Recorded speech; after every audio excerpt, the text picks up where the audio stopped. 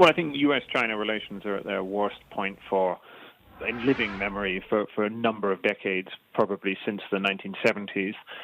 And so at the moment, there's a grand exercise in blame shifting going on both sides, where neither side wants to be blamed for their own response, and so the Chinese and the Americans are blaming each other. But the bigger and more worrying side of this is it just means it has completely undermined any attempt to come up with new international solutions, whether that's on the health side through the WHO or on the economic side, thinking about rescue packages. Yes, I mean, let's talk a bit more about the decision on the WHO that President Trump took, because others have been critical of some decisions the WHO made in the early days, even their praise of China early on.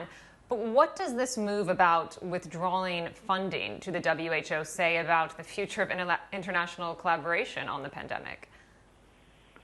Well, I mean, I think everything is made more difficult by the fact that the U.S. and China are not going to cooperate with one another. In previous epidemics like H1N1, the U.S. and China worked reasonably well together, and that was an important part of sharing information and beginning to understand what had caused the epidemic. I think you must see this in domestic political terms.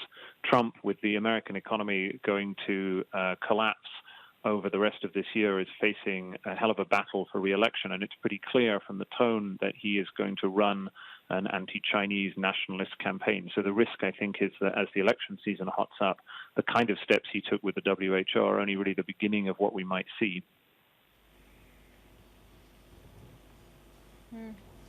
And so where does that leave the whole story with regards to the phase one execution between the U.S. and China?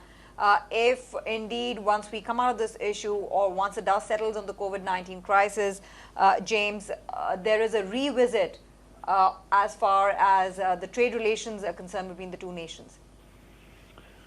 I think it's very hard to tell at the moment. I mean, I think we're so far away from that second phase. I mean, I think there probably will be some delays in the first phase agreement. I think there has to be, given the extraordinary things that have happened.